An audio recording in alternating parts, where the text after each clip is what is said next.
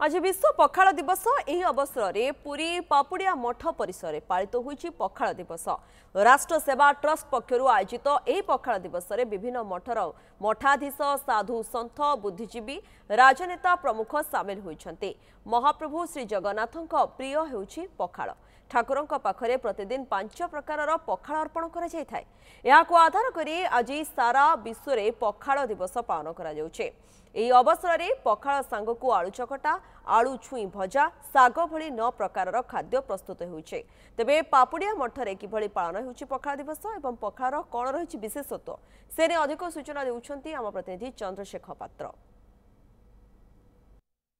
आज विश्व पखाड़ दिवस सारा विश्व आज यही दिवस को अति आनंदर सहित पालन करुच्ची। तेबे आम अच्छु पुरी पापुड़िया मठरे एठारे मध्य साधु सन्त माने पखाड़ दिवस को पालन कर पाखापाखि 9 प्रकार व्यंजन प्रस्तुत करा देखते समस्ते आनंदर सहित पखाड़ को खाऊं। आम सीधा सड़क आलोचना करवा आम सहित अच्छा मठर मठाधीश मान अच्छा ये पखाड़ केते आदृत से आम टी आलोचना करवा केते खुशी से महाराज कौन कहे जिते खाद्य किंतु पखाड़ भली आनंद आउ कौन न थाए।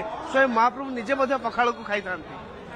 देखो तो खाइला बेले तो किसी कह कथा नुह साधु समाज में तथापि बाध्य कहूँ आप पखाड़ जो स्वाद लगुच जो आनंद अच्छी अन्य कौन से खाद्य ना घंटे पखाड़ खाईदे बढ़िया सुख निद्रा हम निद्रा कौटी थो आसिक धर शांति तुम 2-4 घंटा शोपार पखाड़ खाईदे पेट टे ठंडा हम जो गरम दिन में पेट खंड खाईदे अत्यंत आनंद मैंने आम ओडिशा लोक मैंने कहती जे पखाड़ आज किसी ना गोटे पखाड़ मत दियो बाढ़ दियो दही पखाड़ टे कि लेंबू पखाड़ टे खाईदे बड़ आनंद लगे।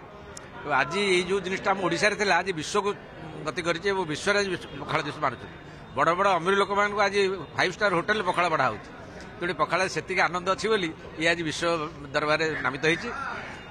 तेणु या आम समस्त साधु सन्थ मैंने पालुचु आ जगन्नाथ आम पालुंट तेणु या समस्ते पालतु ये आम आह्वान दो। महाराज कौन कहवा ये जो आनंद बोधे आउ को खाद्य न थाए निश्चित भाव में ये आनंद आउ को खाद्य ना जगन्नाथ को बढ़िया ओडिया मान को बढ़िया वर्तमान समस्त विश्ववासी मन आस्ते आस्ते बढ़िया लगलानी पखाड़ जगन्नाथ संस्कृति ये ओडिया मानकर खाद्य रुचि जो परिचय ता बर्तमान विश्व दरबार में पहुंचलानी एवं सर्वत्र परसा जाउची एवं समस्त द्वारा आदृत होउची। यहाकू देखी आम समस्ते बहुत आनंदित होउछु।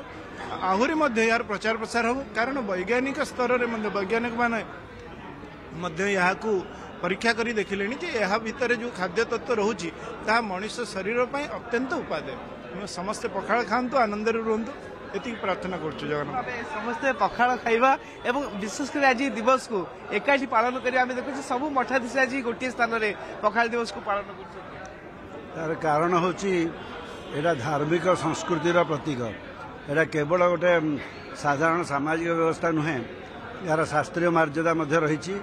आज जो पखाड़ विश्व पखाड़ दिवस आकार व्यवहार करा यूनेस्को टैग नवाक जाऊँगी से समय आम जानूँ जे यहाँ साबर संस्कृतिर प्रतीक एवं भगवान जगन्नाथ साबर संस्कृतिर देवता आकार करुँच। तेणु जगन्नाथ पाखे धो पखाड़ बोली भी गोटे शब्द अच्छी जोटा कि पानी रे धोइबार अवस्था को धो पखाड़ कहुए एवं पखाड़ शब्द आमर शास्त्रीय मर्यादा था जो आमर ओडिया अस्मिता वहन करे एवं यही हूँ गोटे जंक्शन पुरी हूँ गोटे जंक्शन जो जंक्शन रु दक्षिण भारत और उत्तर भारतर एकाग्रता तैयारी हुए।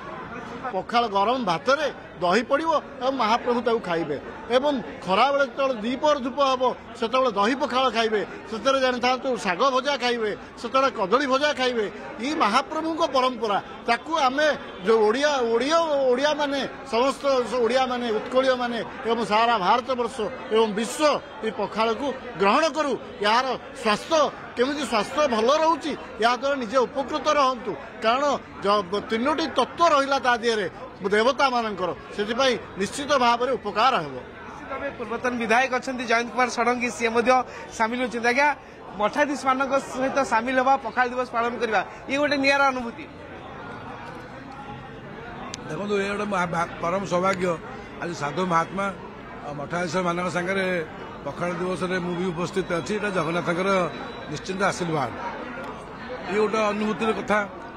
पखाड़ तो आम प्राय सब खाऊ विशेषकर ये खरा दिन भावी आज ये पूरा 3 मास 4 मास जाए पखाड़ खाया चलो जो आहरी खरा बढ़ पखाड़ से चाहिदा हम आजिकल बड़ बड़ होटेल मानक भी पखाड़ सब कले 5 स्टार होटेल रे पखाड़ परसा होची पखाड़ होची आम देह पे बहुत भल एवं शरीर मध्य सुस्थ रहिबो आरोग्य रहिबो तेणु खरा जिते बढ़ुची पखाड़ चाहिदा मध्य सेते बढ़िबार लागिची तेणु आज विश्व पखाड़ दिवस पालन कर मठाधीश मैंने सामिल अच्छा समस्ते निजक भाग्यवान मान कर महाप्रभुर प्रिय होची पखाड़ से पखाड़ को आज आम सेवन कर सुजोग पाइछु।